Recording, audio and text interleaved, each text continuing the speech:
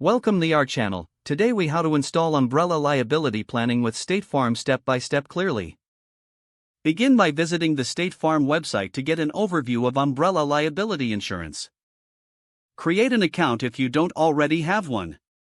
Log into your account using your credentials. Once logged in, navigate to the insurance section of the homepage. Select personal liability or use the search feature to find umbrella liability insurance. Review the information provided to understand coverage options and benefits. Click on the Get a Quote button to start the process. Enter your personal information when prompted, including your address and contact details. Provide details about your current insurance policies to assess your needs. Indicate the amount of coverage you are considering for your umbrella policy. Submit your information to receive a personalized quote. Review the quote carefully, noting coverage limits and premiums. If satisfied, proceed to the application process by following the on-screen instructions. Complete any additional questions or forms that may appear during the application process. Verify that all provided information is accurate before submitting. Once submitted, await a confirmation email from State Farm regarding your application status. If approved, you will receive details about your policy, including coverage start dates and payment options.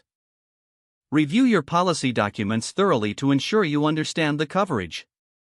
Contact your State Farm agent if you have any questions or need further clarification. Set up automatic payments if preferred to ensure your policy remains active. Keep a copy of your policy documents in a safe place for future reference. If the page does not load, refresh the browser or try again in a private or incognito window. Make sure you are using the correct email address, then retype it carefully to avoid small typos. If your password is not accepted, use the reset option and create a new strong password you can remember. Check your spam folder for verification or security emails, then complete any requested confirmation steps.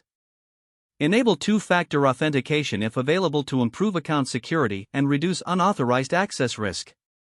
After signing in, review your profile details so your contact information and settings are accurate and current.